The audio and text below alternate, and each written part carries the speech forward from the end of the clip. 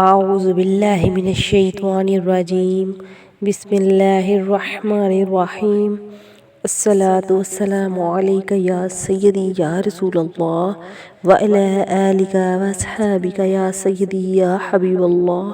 السلام علیکم ورحمۃ اللہ وبرکاتہ۔ امید کرتی ہوں کہ آپ سب لوگ خیریت سے ہوں گے۔ تو ناظرین، آج میں آپ کے لیے جو وظیفہ لے کر آئی ہوں وہ خاص رجب کے مہینے کی 11ویں شریف کا وظیفہ ہے۔ بہت ہی مجرب اور پرتاثیر وظیفہ ہے۔ اگر آپ کے دل میں کوئی حاجت ہے، کوئی مقصد ہے، آپ کوئی دعا مانگ رہے ہیں، قبول نہیں ہو رہی، تو اس کے لیے بہت ہی زیادہ مجرب عمل ہے۔ انشاءاللہ تعالی اگر سچے دل سے اس عمل کو کیا جائے گا تو اللہ تبارک تعالی آپ کی تمام دعائیں قبول و منظور فرما لے گا۔ آپ اس کے لیے کوئی بھی دعا کریں، انشاءاللہ تعالی اللہ پاک کے فضل و کرم سے آپ کی تمام دعائیں قبول فرما لی جائیں گی۔ کسی بھی مقصد کے لیے اس عمل کو کیا جا سکتا ہے۔ اللہ تبارک تعالی بہت ہی غفور الرحیم ہے اور وہ انسان سے 70 ماؤں سے زیادہ محبت کرنے والا ہے۔ بے شک ہمارے گناہوں کو معاف فرما کر ہم پر اپنا خاص کرم کرنے والا ہے۔ تو رجب المجرب کا مہینہ شروع ہو چکا ہے۔ جیسا کہ آپ جانتے ہیں کہ رجب کے مہینے کے بعد شعبان کا مہینہ ہے، اس کے بعد رمضان المبارک کا مہینہ ہے۔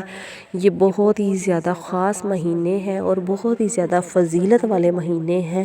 ان مہینوں میں کوشش کریں کہ آپ زیادہ سے زیادہ عبادتیں کر سکیں، کہ زیادہ سے زیادہ روزے رکھ سکیں، کیونکہ یہ مہینے ایسے خاص مہینے ہیں کہ اگر اللہ پاک سے آپ دل سے اپنے تمام گناہوں کی معافی مانگیں گے تو انشاءاللہ تعالی اللہ پاک آپ کے تمام گناہوں کو معاف فرما دے گا اور آپ کی ہر دعا قبول و منظور فرما لی جائے گی۔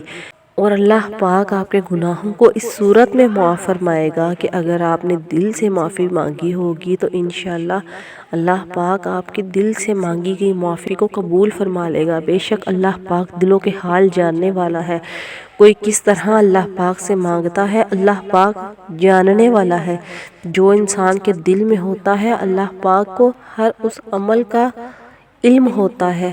اللہ پاک جانتا ہے کون کس طرح مانگ رہا ہے اور کون کس طرح معافی مانگ رہا ہے۔ انشاءاللہ تعالی جب ہم اللہ پاک سے اپنے گناہوں کی معافی مانگ کر دعا مانگیں گے تو اللہ تبارک تعالی بے شک بہت ہی زیادہ کریم ہے۔ تو 11ویں شریف کے اس عمل کو بالکل مت چھوڑیے گا اور اس عمل کو ضرور کیجیے گا۔ آپ سارا دن میں کسی بھی وقت اس عمل کو کر سکتے ہیں، اس کا کوئی وقت مقرر نہیں ہے، لیکن دن 10واں ہو اور رات 11ویں ہو، اس دن آپ نے اس عمل کو کرنا ہے۔ اللہ تبارک تعالی آپ کے ہر التجا کو پوری فرمائے گا۔